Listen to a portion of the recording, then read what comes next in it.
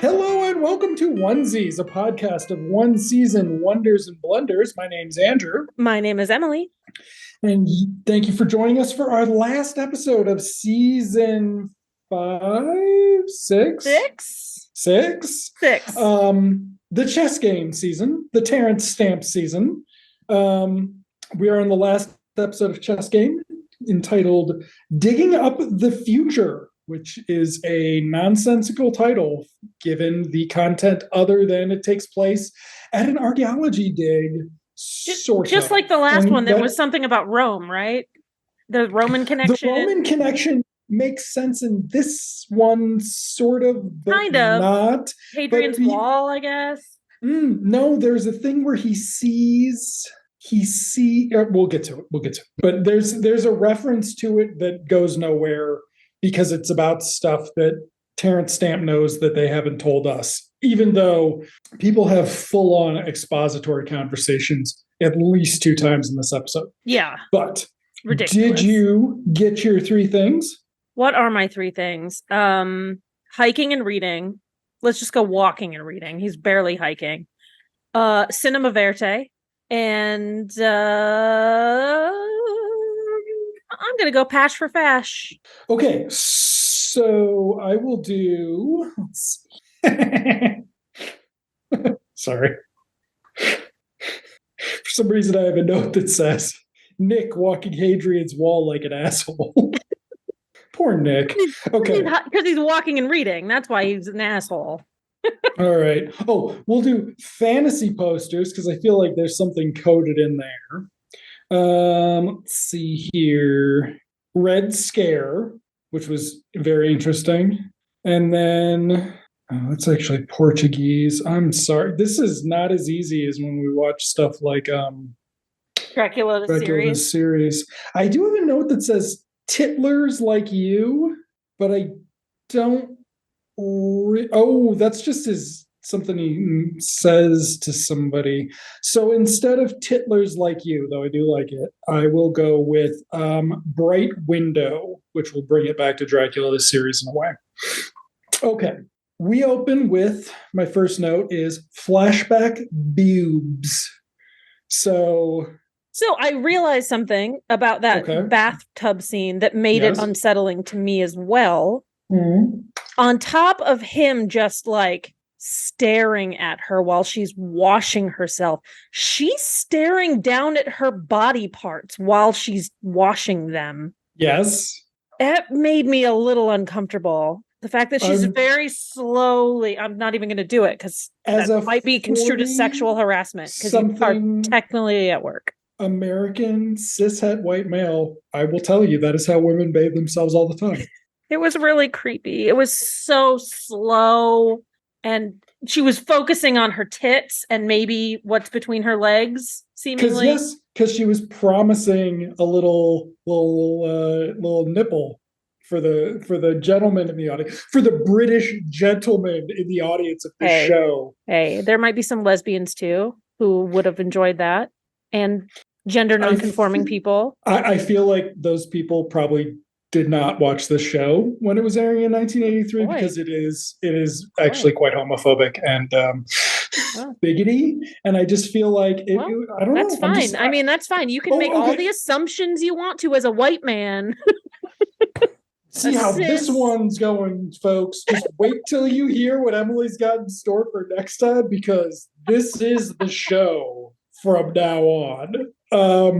But going forward, we have to get there first. We have to get there first with going through the recap, which has a weird recap based around Nick, which I thought was adorable, since this was a guy whose name sort of does it matter now? It doesn't. But we didn't even know what it was. We didn't even know what it was until the last episode. Raiders of the Lost Ark guy. Who's not the Raiders of the Lost Ark guy. But then it's a more full recap, including the shooting, and then everybody's fine. Yeah. Everybody's just fine. Everybody's fine. But is the first thing that we see isn't Robin Sachs coming down the stairs with his foot, is it? Okay. It's exposition, so it is them, the 3 people. It is Dan, and Polly talking about exactly what just happened, while Terrence Stamp sits there, sits at a piano, and does nothing but answer like 2 questions. To which my note is, did Terrence Stamp not want to do the scene? 1-word answers. He just looks annoyed and pissed off the whole time. But then it ends with Polly realizing that the boy from last time has been murdered. Yeah, Neil. And then that's when we cut to the restaurant and the piano, where I believe there's the second black person of the show playing the piano. I didn't write that down, but that was in my head. Yeah, it was your head. And it's much better. This black person is not a presumed terrorist or someone who is enjoying watching an old white guy get beat up, which is why Terrence Stamp had to vote for Brexit. Because of this, because he forgot that he's like John Wayne thinking he served in World War II. It's Terrence Stamp was like, there was no time I got mugged when I worked for MI5 in 1983. I'm going to vote for Brexit. Anyway, so then Faith is alone and having dinner. And I guess there's a boobie shot because I wrote boobs in my notes. Oh, I didn't notice the boobs. The first time ever. Do you want to pause so you can go watch it? No, that's okay. Okay, we actually did pause and Emily did go watch it. So now we're ready to talk. Okay, so Hugh comes down. Hugh, aka Hugh, does not need to be in these episodes. Like, I'm glad he's around. He's utterly pointless in these episodes. It's incredible. And he doesn't even have the chemistry with Faith. I mean, they do kind of have the chemistry still, but it's goes nowhere and it's nothing cute and it doesn't add anything. No, this was one of my potential 3 things was he's got a message for her from the master. And she even looks confused when he says that. He's like, no, I mean, David, what do you mean? Yeah. He's had a little incident. And then it ends with her, they get a bottle. They're going to get a bottle, so it's going to be okay. But and she's going to tell Hugh everything she learned about the women's school going forward. And they're going to share a bottle of champagne and maybe 69 or something. And Hugh's leg might hurt when they do that. They're going to have to figure that out. I'm sorry, I know you think Robin Sachs is cute. I would assume that he is not a gracious lover based upon his age and racial demographic. Yeah, but he's got that old lady all hot, and an old lady. As an almost old lady, I know that I would not stand for a young man who isn't good in bed. Only old men are good in bed. Okay. So then we have Nick walking Hadrian's Wall like an asshole with his tour book. He's not reading a tour book. He's reading the book that he's supposedly have written. You know, he's undercover as Colonel whatever and reading the book. But it just reminds me of every asshole I've ever known in college, every asshole I see on the streets of LA, walking down the street slowly reading a book. It's like, fuck you. Fuck you. Get caught reading, Emily. Get caught reading. You carry your paperback in your back pocket. You read your book. You gotta read your, what would be a good one to read? What's that fucker? You read your Bukowski when you're walking down the street. Hell yeah. Like a man. Hemingway, Bukowski, what's that guy that wrote that big thick book that all the men want to read? Joyce?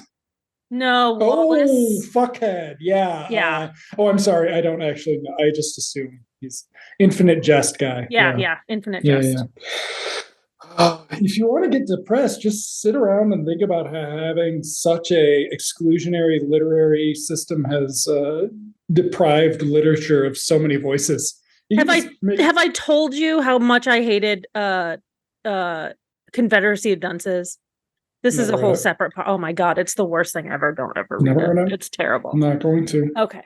Isn't he dead? I'm not going to read it. Yeah, he's dead. It's going to be very hard to convince me to read a 21st century white man. It was one of those things that was like, for some reason, it was just on my phone. I don't know if it was like that U2 album, just like everybody got it downloaded onto their phone. at some point. And so I was like, oh, I'll just listen to this. And I hated every second. Anyway. Okay, so now this is last episode. We got very confused about this whole castle thing. Yeah. We thought the castle bullshit was over. It's not. It's half this episode is going to be Nick under suspicion at this castle. Yeah. It is dumb, but also it's fine. Like, that's kind of my thing about the show is like, this is good prestige television. Like, Yeah. this is perfectly fine prestige television. Like, this is an HBO show, basically. Or it's Slow Horses, but with more boobs. Okay, so they pull Nick off of Hadrian's Wall to trade him out with a doppelganger so he can meet with David, who is in, as I put in my notes, a fucking mobile command station. David, the academic who talked to the Israelis too much while on the Middle East desk writing boring reports, is in a mobile command center. With like a dozen soldiers with him. Dozen soldiers. We aren't even to the point where he has had a lunch set up for them in a deserted shack. That's the next part of his plan. So David is basically like M plus James Bond. He's like the whole package, really, which is what Faith calls him. So Nick has a tail, Sergei Kormel of the KGB or something like that. Now, would you like to remember that name? Is that name going to be important to you at all, Emily? Is it going to come back after this scene? No. I don't think so. I don't think so is the answer. Now, so the decoy goes out. They have to give the decoy Nick's hat, because Nick's goofy ass hat, because every British man wore a goofy ass hat in the 80s. It's his hiking hat. As always, I do not understand. Keeps him warm and protects him from the sun. I do not understand male attracted people. I find it very weird.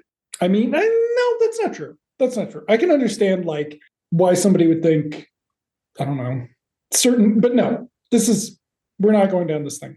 Though, however, I did have this note. I realized this morning, and you did not. I don't think you liked my tweet. I recasted the Thin Man for the 21st century. I did see that tweet. I did see that tweet. Courtney B. Vance and Angela Bassett. I watched Perfect. What's Love Got to Do with It last night, and the fact that she never got to do a romantic comedy where she didn't end up abused is a fucking travesty. Like, she would have been great in a light comedy. And he's fucking awesome. So they would be wonderful for old man Nick and Nora. Yeah.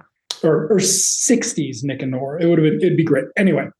Okay. So they can't match the hat. They give him the hat. David's like, let's have a spot of lunch. And he's like, what the hell have you been doing when I've been walking Hadrian's Wall for 2 days?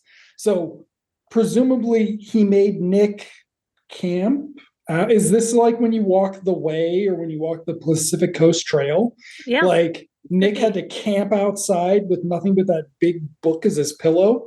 That's very mad. David says he's been risking his neck at Oxford, but no one's been hurt. And then, to which I noted, thank goodness for exposition. So then they have a dinner in the shack where David complains about the Chablis. Or no, he doesn't complain. He's very impressed with the Chablis they're able to arrange for his lunch in a deserted shack on the moors. Because he's a fucking spy master. Okay, so then Faith has a walking scene with her friend, not Anne. Her friend from the last episode who made fun of her for getting with an old man. Yeah. This is a very weird scene because they're walking, having a conversation about like how Faith's got to do something this episode. And then the lady's like, well, I don't know what you're going to do this episode. And then somebody rides by on a bike and she's like, oh, that's the person you need to talk to on that bike. Go chase her. Yeah. And Faith's like, I do? And she's like, yes, but this has nothing to do with me. So I'm going to leave the episode now. Goodbye. Yeah. And then Faith runs after. Faith has a chase scene. So this is heels? She might be, but small ones because it's the 80s. This is my cinema verite scene where she's being filmed by somebody on foot running, chasing this this young lady through the streets of Oxford. This is also part of my Pash for Fash. I fell in love with her clothes this episode. I don't know what it was. And the angel or whatever the woman's name was. I love their 80s clothes. I love it. I'm ready to go back. I'm ready to go back for more 80s stuff. Let's do it. Let's do 80s, all of it. Well, we've done Automan. What can possibly... What could beat Automan? That's right. We need a show where Desi Arnaz Jr. plays a fashion designer. Can you imagine how bad that would have been? Okay. That's actually not a spoiler for the reveal, folks. We're not doing an 80s show. Okay. So yes, but then we also discover Hugh is following her, even though he promised her he wouldn't follow her. There is no resolution to that. It has something to do in the plot later on, but she's never like, so you're just never going to listen to me? And he's like, oh, of course I'm not going to listen to you. Yeah. You ladies need our protection. Okay. Chases this girl on a bike down. Now, this was actually really cute, the Oxford shooting, because somebody I follow on Twitter in the UK spent their weekend in Oxford, like on holiday. Oh, they were nice. posting pictures. I was like, they shot it on location. That's so cool. So they argue about, they're like, where's Abigail West? I don't know. Who are you? Blah, blah, blah, blah. I've got to go. Then the woman who she's questioning goes one way, stops, turns around, goes another way, and we get this lingering shot on the Department of Metaphysics or something like that, because that's going to be important. It will not. There was no reason for that. Also, the whole plot last time about the Russians trying to take out the best and brightest at Oxford, not a plot, but it will figure into the Red Scare mention, but only as a mention. Yeah. Okay. Are we back at lunch? Yes, we're back at lunch for David. David and Nick are talking about how the problem with that David thinks Neil was a KGB man who came to the UK and loved capitalism so much he defected in his soul and became a good teacher of British imperialism. And there you go. And his masters never asked him to do anything until the end. Yeah. And then there's just like a bunch of jargon because I'm like, okay.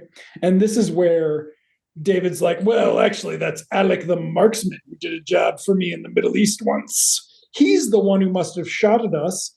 A job for him in the Middle East.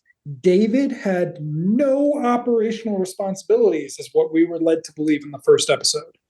We were led to believe he was a stalled career at MI5, somebody who watched shitty gangster movies and whined about having to come into work.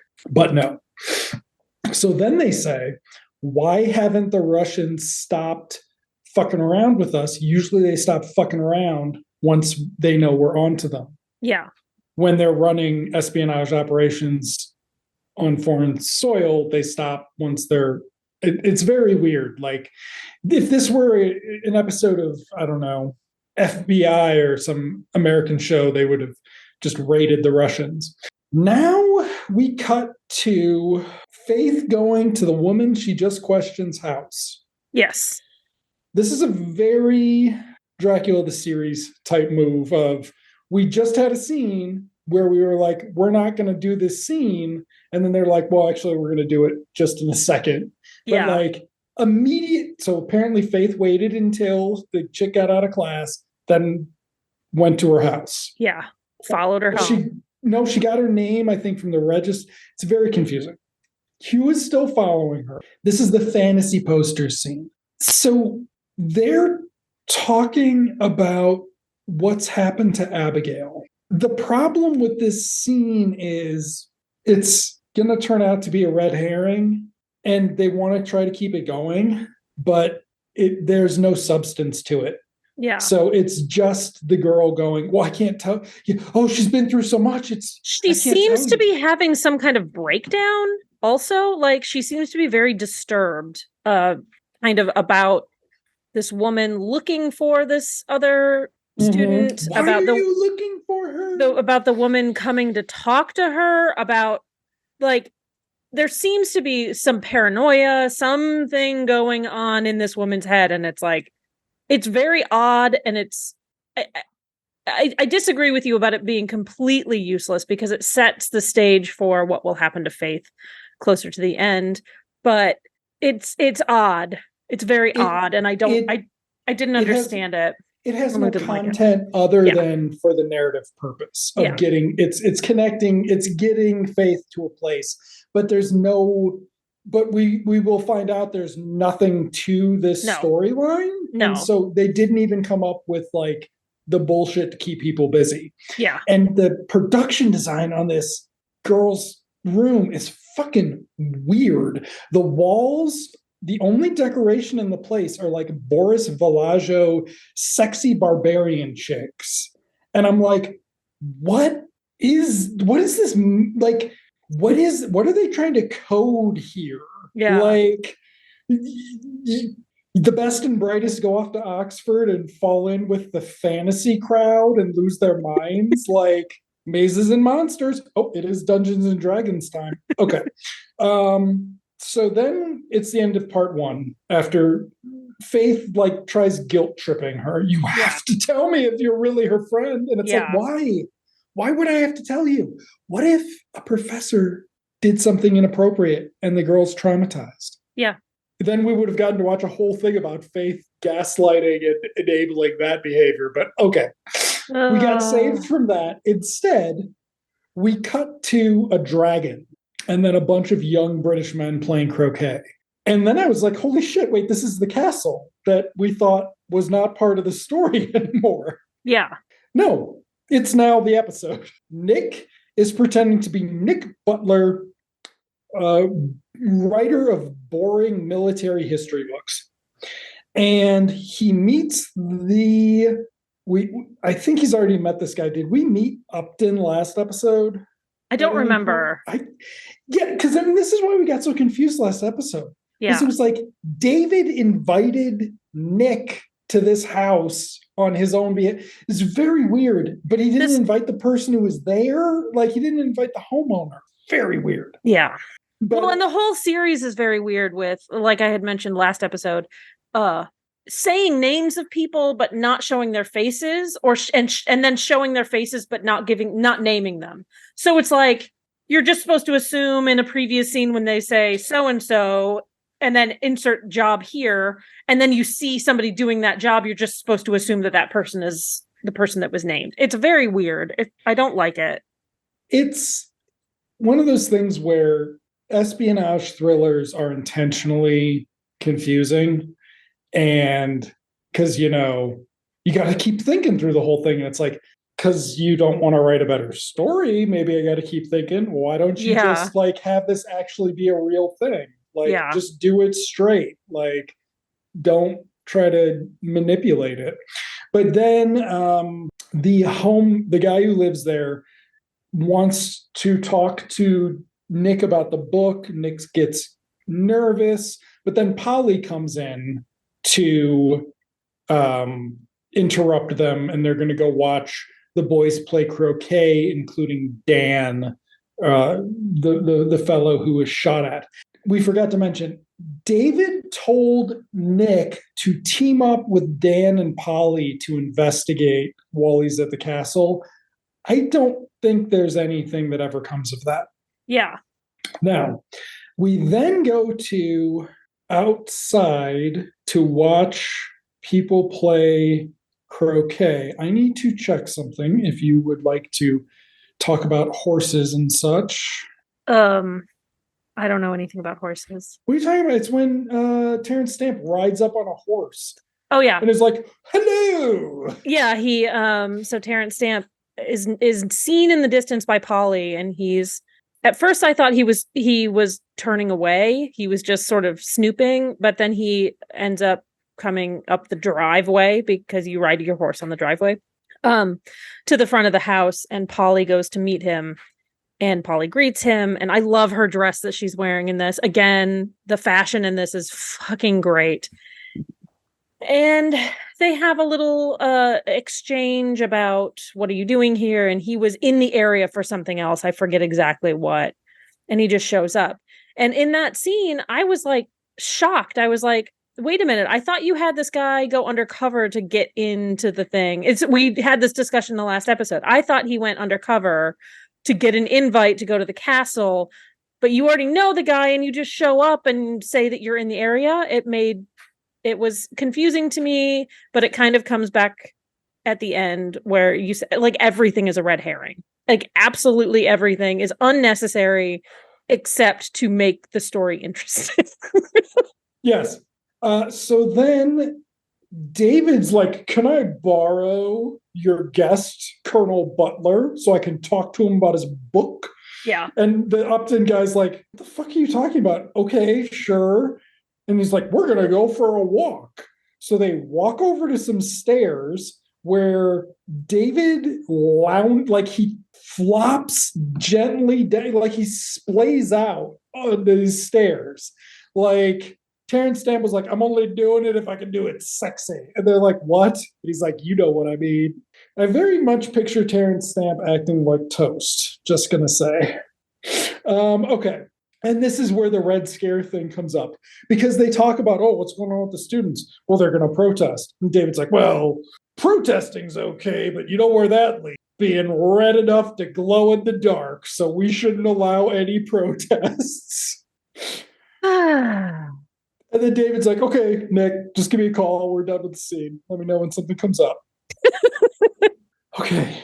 Nothing that actually matters has happened yet, just so everybody knows. Yeah. We're saving all of that for the last. Is it all in part 3? We'll have to take a look. I think so. I think it is. So now we've got Faith and Anne biking to a house where the blind guy from last episode is, and he's leaving. This is a night scene. Night. Night.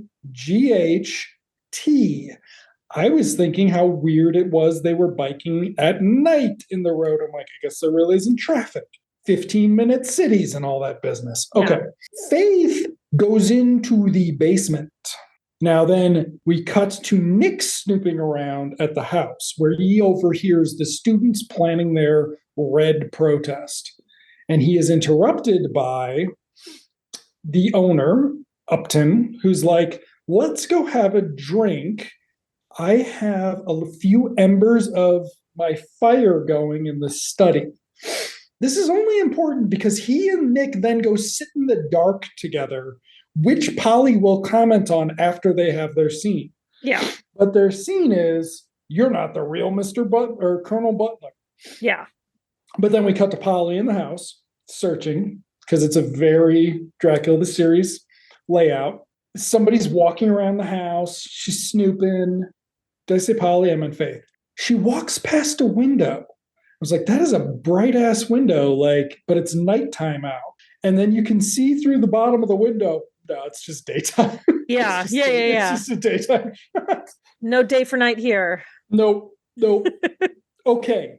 I do not remember this from last episode, so maybe it came up. We then cut back to Nick and Upton talking, where we find out that Upton is one of the 12 apostles who I guess are like commie professors or something. And there's only 6 left, but this guy's had a change of heart, so he's not a commie professor anymore.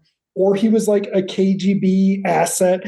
Maybe they talked about it last episode. It did not permeate I don't remember it. I don't remember it.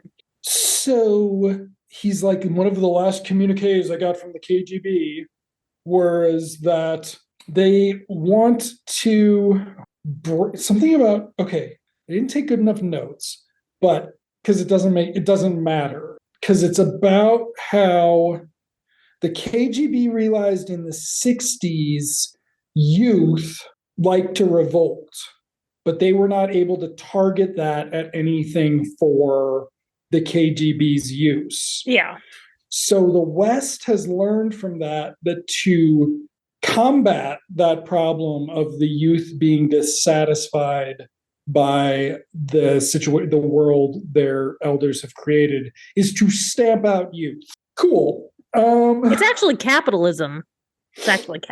These are the British. If they can't take credit for inventing the capitalism, they're not going to talk about it. They haven't gotten over that since the end of World War II. You just keep people complacent and hand them a shiny new iPhone. Okay. So then Dan and Polly come in, and we've established that Nick is not there for Upton. He doesn't care. He thinks there's something going on with these students or something. Yeah. So he's very upfront about it. Okay. So then he's like, ugh. Somebody said something about elderly proctors deal with the students. But then they are interrupted by Polly, who's like, why the hell are you two sitting around in the dark? You have lights. Yeah. So she turns on the lights. She's like, hey, Nick, do you want to go shooting with us tomorrow? We're going to go shoot some lamb. And Nick's like, I'm not a good shot because I'm a fucking super spy who's a bad shot. Then Upton goes, actually, in the prefix to your book, it says you're a very good shot. He's like, oh, well, then I guess I'm going shooting. Yeah. Should be funnier than it is. But the scene is just like, these guys just suck. Like, we know how all these guys voted. So what happens is Nick is outed as a spy of some kind and set up to be out in the field with a gun the next day. Right. With the other two, with the kids. Will this matter? I don't actually think it does it? I think it actually, David... It establishes that the kids are going to be out there, and that matters. And Nick is there and meets... Well, whatever. We'll get to that. Okay. Now, oh God, the entire plot does happen in part 3, because we're almost there. Yeah. All right. Faith finds a cage in the hallway with clothes and Russian literature at the bottom. Oh, yeah. What was the name? It was like O.T. Tarkovsky. O.T. Tarkovsky. That comes back around, and I have something to say about it. Okay. And it's his manual on how to fish for red herring. Okay. So she goes to see she finds Abigail West, who she's been looking for 2 episodes. And she's like, Abigail, I'm here to rescue. Come with me if you want to live. Abigail's like, I'm fucking fine, dude. Leave me alone. She's not really like, I'm fucking fine, dude. She's laying on a floor in a white gown in an all-white room and kind of looks up startled. And she looks like she's drugged or she's brainwashed, or this whole thing with this weird cult thing feels like a cult thing, and it never gets resolved. Anyway, not at all. She says that she's fine, but it does not appear that she's fine. But she's not going with Faith. She's not going with Faith. This is not what's happening with the plot. Faith is not rescuing her. Instead, Faith is getting captured by the creepy cult kids. Yeah. We then cut to Nick listening to the bickering students again. So we are very suspicious of them, including Art Malik. He's the loudest mouthed one. And if you don't know, Art Malik is not a white man. I've seen him in things before. Is there anything you can think of that I might? I definitely saw him on Goodness Gracious Me, but I can't think of what else. Most infamously, he was the Islamic terrorist in True Lies. Okay. I've not seen True Lies, but his face is very familiar. Yeah. And he's got a lot of hair he has hair for Art Malik. So this is like actually pretty handsome Art Malik. Yeah. Yeah. Okay. But then Nick calls David up and he's like, David, we need to meet. We're not the cat, we're the mouse. Yeah. Because Upton's in on the plot, because somebody's onto him, because the kids are onto him. None of that. No.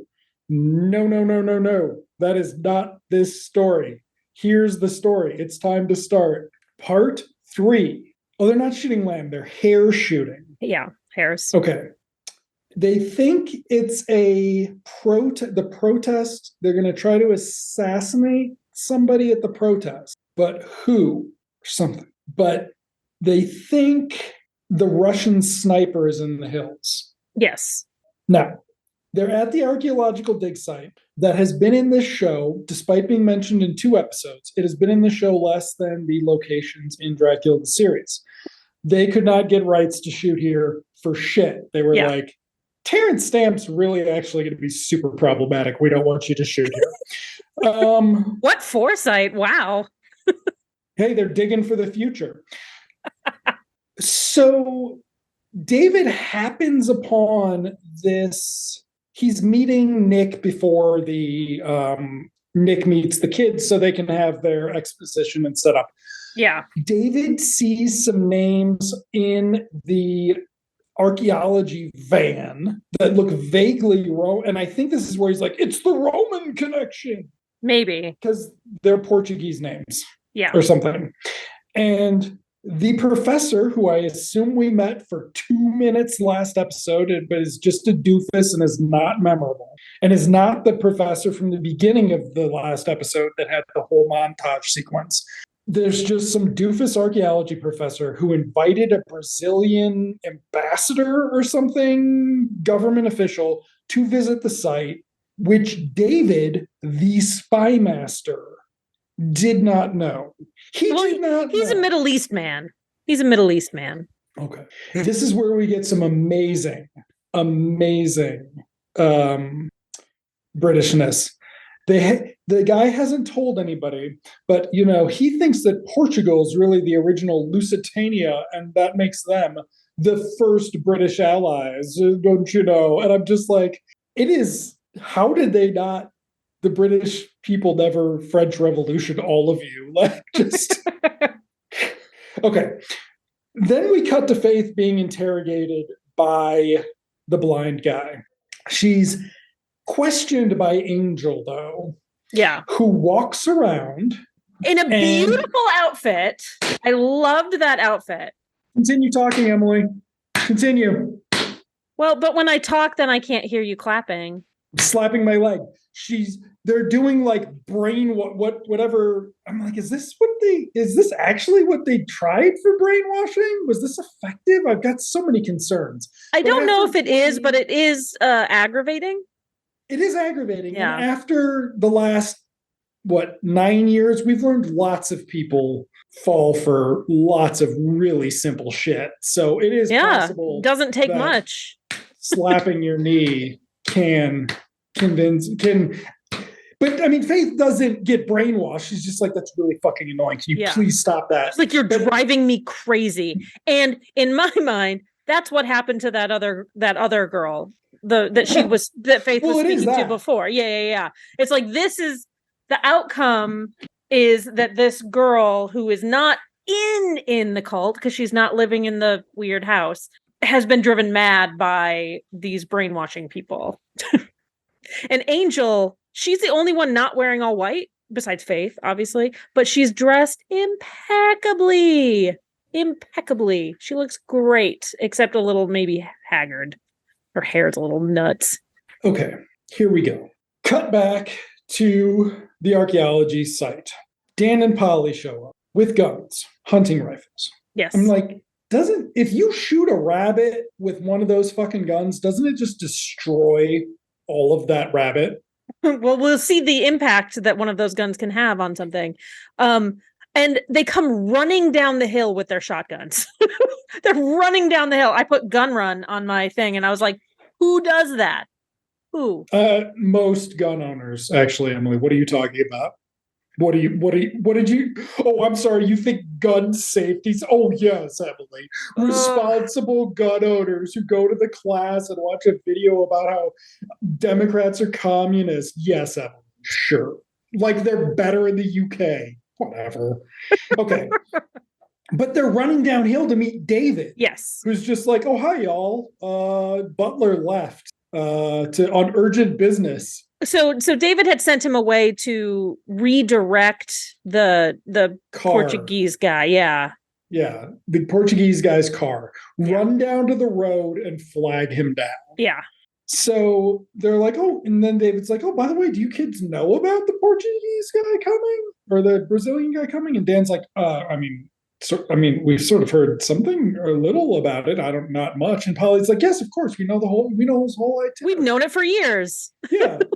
And it's just like, oh, I wonder which one of them's suspicious now. Yeah. Then David's like, well, there's a fucking sniper in the hills.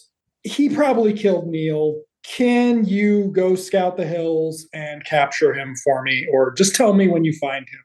Yeah. Civilian college college students. students. You're Oxford men, Well, asterisk. He will So- use everybody at his disposal to help him in his work, whether or not they're qualified. That is true. We will see that some Everyone more. exists just to potentially be. So Terrence Stamp can do as little as possible because he did say he only did this for the money, but this is the point where he's like, yeah, that money ran out about episode 5. I think we're about done now. Thank you. Okay. So then Dan's going to go to the left. Okay, cut back to Faith in captivity. She's like, my name is Isabel Fennick. And they're like, well, that's weird because your checkbook says FC Audley. To which I'm like, she got them checks fast. That's what I had the same married thought. 3 weeks. I had the exact same thought. To which they're like, do you steal checkbooks? And she doesn't just go, well, yes, I fucking do.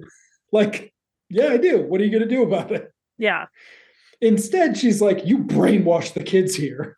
Okay. Then there's the milkman is there. And then as soon as Faith admits the truth, we will all drink milk for breakfast. Cut to David talking to the working man. What are these guys? Are these the manual laborers at the archaeology site who wait on the students? I don't know. They just look like not farm hands, but like they look like farmers. Yeah. David says, I need you guys to stop these kids from getting through. We need to block their free right of protest. 5 pounds each for a punch up. No injuries. And all the guys are like, all right, chaps, that'll be fine. Except the leader of the group has to then talk to the other guys in the group like they can't hear David because they're not qualified in the caste system to hear David. It's wild that Britain managed to find another country that had such a fucked up social system to fuck up further, but also one that just fits so well with them of just like, you're just a fucking asshole. It's ingrained in society that you get to be a fucking asshole to people and treat them like shit and make them feel bad about themselves for no reason other than you want to be an asshole. The history of white people. Okay, so moving on. Faith is asking more questions. Then Hugh is actually the milkman, and he has forced his way in. And my note is very good looking Hugh, too. We have not seen Hugh this day. He's looking real good. Casual. It's a very lightweight polo shirt with kind of like 80s browns, stripes. I don't know if it's stripes, some kind of pattern. Last episode, it looks very good. The idea that we were going to be looking forward to some adultery for these two. It would even fit because Hugh only dates married women, like James Bond post, Casino Royale, emotionally sensitive James Bond. No, nothing. Sorry, folks, that ain't shit. Hugh's going to get Hugh and Nick's send off in this series. They should be very mad. They should have deadpanned. Okay. So Faith's like, well, he's a fucking Russian, man. And the guy's like, no, I'm not. Yeah. Yeah. Well, what is the OT Tarkovsky? He's like, no, he points to a picture on the wall and he's like, oh, that's our guru. Our spiritual leader. Yeah. It's fucking Rasputin. It's Rasputin. It is 100% Rasputin. Okay. Is that OG Tarkovsky's real name? Because I don't remember that. But yeah, no. They just had a picture of Rasputin. They're like, we're the Rasputin cult. And it's like, okay. Yeah. And then it's just, okay. And they're like, if Abby wants to leave, she can fucking leave. We're not keeping her here physically against her will. And then Faith's like, it's despicable what you're doing to these kids. And he's like, let's get the fuck out of here. And then who says, may love be with you? Oh, that's, was that the girl they were there to save? Or was Angel says that? No. No, the girl they're there to save. Yeah. They pass her in the hall. In the hallway. And she says, may love be with you. But I do not feel like that was the message of Rasputin. I do not feel like that was what Rasputin taught folks. That has got to be the most fascinating thing. Just like the actual, like, we will never know what the deal is with Rasputin, but that is some fascinating shit. Like, Yeah. okay. I love cults. You do love cults, and we'll be talking about that in a bit. You love cults and problematic men, and we will be talking about that in a bit. And I love making fun of little white kids. So we've got a surprise for you, but we got to get through this. Yes. Because we still don't know what the show's about. Here's what the show's about. We cut back to the bridge where the students are approaching. It is the dumbest protest in the world. They're in the middle of nowhere. They're going to protest their own archaeological site. They're doing it to protest political prisoners in Brazil. Yeah. Guess what, guys? It didn't work then. And David is on the bridge. They got Terrence Stamp on the bridge, probably on the same day he shot his fucking lunch scene. And he's got the guys with him. He's got his working class men there ready for a punch up. And he's like, that's far enough, chaps. We're not disputing your rights to a protest, but there's a sniper in them there hills, and we can't let you through. And they all start laughing at him. Got killed. And he's like, no, this is why Neil got killed. And yeah. And then the only one who cares is Art Malik. Yep. Art Malik is suddenly putting pieces together in his head, and he's like, oh, fuck. Is that going to matter, Emily? Is that going to matter? Only in that once the protesters start charging, he's holding them back. But no, other than that, no. So then we see a helicopter. That's how the ambassador is getting to the site, a helicopter, which seems even less likely that you can fly a helicopter to an archaeological site. Do you remember how angry Alan Grant got at John Hammond at the beginning of Jurassic Park 1 when he took the helicopter to land on their site? They had to cover it all up. It was the first scene of the movie. It was where we established that Alan Grant does not like children. That obnoxious little kid. He did not like the obnoxious little kid. Shocker. Little did he know the obnoxious little kid would grow up to buy Twitter. Okay, so then they rush across the bridge. Art Malik's getting through. The professor is an idiot. Like the archaeology professor is literally looking around, stupefied, unable to understand anything that is going on. Yeah. In a show that has had some lazy characterization, this guy wins. It's almost like they just brought a guy out and we were like, here, just go over there. Then there's a shot. And what do we see? Dan coming down the hill with another gentleman with a rifle. David's like, well done, Dan. And then I figured you'd find him because something's going on with Dan. And then Dan's like, well, I know you told me to come get you, but I just didn't have a choice. I just saw him there with his rifle and I had to grab him. And then David's like, hi, Alec. How you doing? I don't know if this guy gets any lines. I don't know.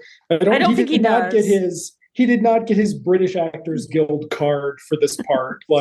No, he did not get his SAG card that day. And then David's like, well, I'm just going to let you both go. And Dan's like, what the fuck?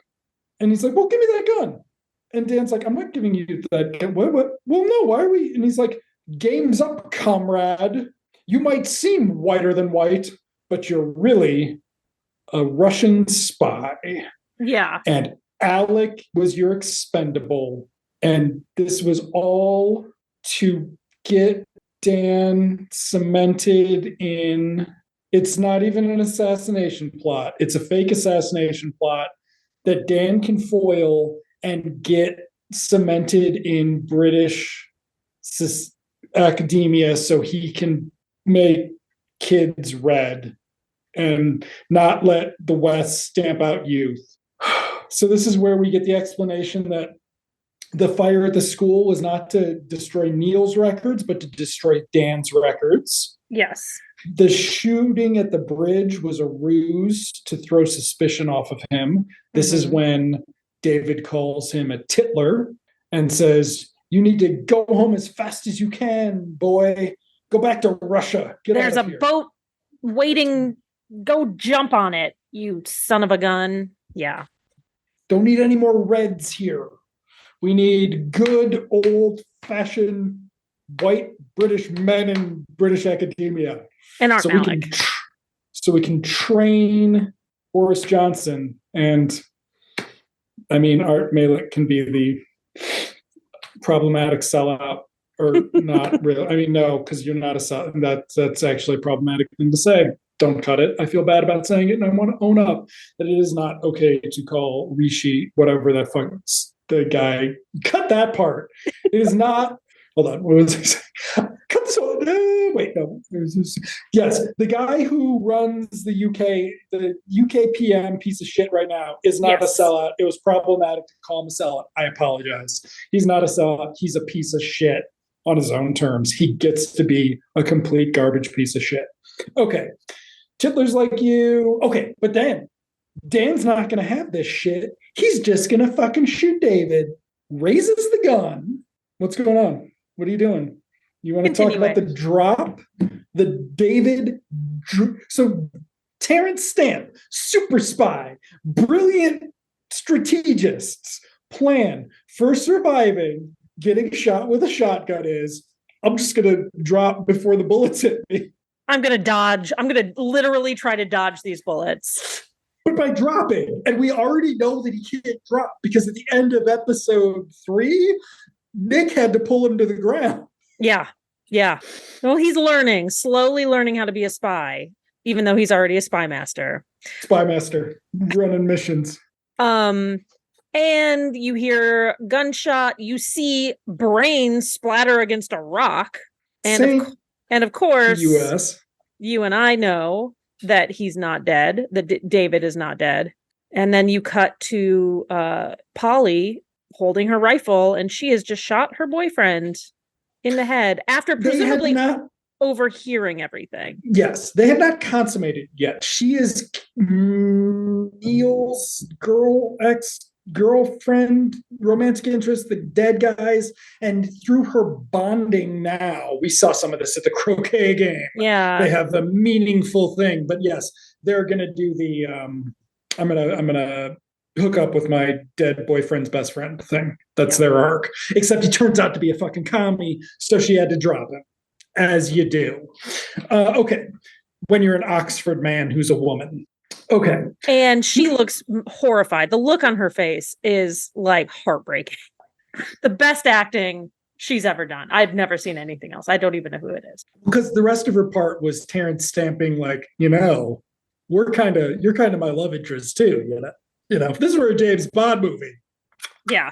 And every one of her scenes looked like he just got done telling her that. Okay. So she has a hug with her dad. David explains how they got him into Oxford. Who gives a shit? Dan wanted to be a hero, quote, parentheses, for the commies, whereas Smith learned to think for himself and embrace capitalism like a real man. We've been talking about I just looked, sorry to interrupt. We've been talking about James Bond all this time. Polly was in License to Kill. Okay. Cool. Miss Money. She was Miss Moneypenny. I don't know if that means anything to you. She's the Timothy Dalton Moneypenny. She only got the one thing because they had the regular Moneypenny in the previous one, I think. I can't quite remember. Okay. Yeah, she was only the one Moneypenny. Yeah. I haven't seen the new ones since Casino Royale, but I hear Moneypenny's a badass now, which seems fine. I don't. I've never seen a James Bond. Never seen a single one. You're fine. I mean, realistically, you're fine. Yeah. You want to watch? Yeah. Okay. So. No, I know I'm fine. I don't need you to tell me I'm fine. But, Emily could go through and figure out what it went from him having sex with at least 3 different women to 4, because that's a whole period. And then they restricted to 2, but then they up it again to 3. So I believe Pierce Brosnan always did 3. And then I don't know what Daniel Craig did, but That's the history of the James Bond series, is how many chicks can't handle it, whatever. Okay, so then David meets up with Faith, and they Faith reunite. just comes in and he's like, "Oh, you're finally here." And she's like, "What the fuck? I traveled 200 miles." They're at a location at this point. It doesn't matter where they are. But does Hugh bring her? But Hugh brings her. There. Yeah. And they're just like, all right, well, let's get the fuck out of here. Like, it's time to bang. We haven't banged since the bathtub. So they leave, and they're like bickering spies on their way out, even though we have not gotten to, nobody's acknowledged she had no point in this except to pad runtime, except to get us to this runtime, to get 2 episodes out of this story. In the novel, presumably she has some character development. Maybe she and Hugh get naughty. Nothing happens here. Nothing. They go get in the car, but first we have Hugh and Nick watching them walk out like it's an end of an Automan, where they're just like, oh, gee whiz, it's so fun working for super spy David Audley. Yeah. We're going to pause while we're cheersing our coffee cups. Very weird, very bad exit for Robin Sachs for this series. Yeah. Like, this show's been dissing Nick since Go, but Robin Sachs, this show treated him like Terrence Stamp must have been like, no, man, ladies, why you want the ladies to think Robin Sachs is here? Like, no, they got Terrence Stamp. They don't need no Robin Sachs. They get into the car. David touches her face and she bites his finger because they fuck. In the car. In front of That's the lost episode. That's a lost episode. Just in front of everybody. They just walk out and the car's rocking, and that's the real end. Nick and Hugh are just like, Jesus fucking Christ. Terrence Stamp. Oh boy. And that's the end. That's it. It's prestige television. It's competent and fine. It doesn't make a lot of sense. There's a lot of holes you can poke into it if you're watching it critically. I imagine if they could have done more. They could have done more. They could have done because we never actually got the payoff for David and Faith. Yeah. She went and was a spy on herself. The whole payoff for this shit is, as I alluded to earlier, is the Nick and Nora formula, where you have the couple doing shit together. Separating people out and having them do shit, that's easy to do. Yeah. Putting them together and having them do shit, that's my stolen Die Hard 3, where we actually got Bonnie Bedelia helping Bruce Willis fight the boat terrorists, right? Like, that's the shit that you want, is you want the team up. Yeah. Chessgame never got together. It's been promising it since episode 3 hardcore, and it never delivered these last 2 episodes. And it could be the stories that they picked. As you noted, this third story, these last 2 episodes, is completely separate, except the only thing they bring over is Hugh and his dodgy foot, right? Yeah. But they could have picked a completely different novel where they do team up, and Robin Sachs is still in there and hobbling around on his damaged leg, but they just don't do it, and it is disappointing. And it's disappointing that there weren't more. I mean, with Doctor Who, with James Bond, with all this stuff, they just recast. I know Terrence Stamp hated being on television. I know he only did it for the money. Just recast him. It's not a hard part. Yeah. Right? It's not a hard part. You're just a dicky British guy who's charming. Like, they've got a gazillion of those. Yeah. You just got to get it. Like, yes, he's better looking than most, but still, you fucking doing it. Oliver Reed was still alive with this, right? I can imagine. Was he? When did Richard Burton die? He should have done the movies. Just a boozy Burton one of these. But yes, this is like a prototype, except for the spy element. Yeah. This is kind of a prototype for the British mystery series of the 20th century, right? Yeah. Or the 21st century, where they'll do 3 long episodes as a season and then they'll come back and do it. This is like a very nice start to it. And it's very interesting to contextualize it with the Sherlock Holmes series as both being Granada. So. Yeah. I wish they would redo it and cast somebody who's not a fucking dick, but who can play a dick. You can cast Idris Elba, I guess, but he's kind of got cop. This is also Luther. This is also what Luther is next time. Yeah. So he's an Oxford man who never has had any experiences. And did you watch Luther? I watched like the first 2 series, but I never finished it. I loved it, but my access to it was cut off. Now I have access to it again, so I should watch it. Yes, I love Indira Varma as his wife, and I was devastated. Yes, that was, and then and Paul McGann. Yeah. Oh, good God. You know what? I have already had to go through this. I have had to go through this. For some reason, when we were watching it, it's just like, Paul, and I'm like, Paul McGann, oh, yeah. And I was like, there was a time I was watching some movie and you walked through and we're like, oh, yeah. And it was this guy. And it's like, oh, yeah. And I'm like, I love Paul McGann. He looks like a fucking leprechaun. Yeah, you know what? He's the British Krumholtz, apparently, if you know what I'm saying. How? Yeah. Have you seen Withnell and I? No, I have not seen Withnell. See Withnell and I. Okay. See that. Okay. I mean, it's not going to make you attracted to him magically, but it's really good. He's really good. Richard E. Grant's everybody's really good. It's really good. Should we watch Doctor Who? The movie? No, you should not watch Doctor Who. It's if you're a completist, yes, but it's not necessary. Paul McGann would be great as Audley. Yeah, he's a little old now, but yeah. It would be a little bit more appropriate, too. He could be old and not 45. He could be old and not 45 like Terrence Stamp. Oh, was Terrence Stamp 45 in this? Yeah. Wow. I don't know how old the character's supposed to be, but Terrence Stamp was like 45. Okay. So that's the end of Chess Game. Glad we didn't watch Dracula the series again. It's good. I mean, it ranks pretty high on our overalls, but that's also because we've watched a lot of shitty television. But speaking of shitty television, oh my God, what a great segue.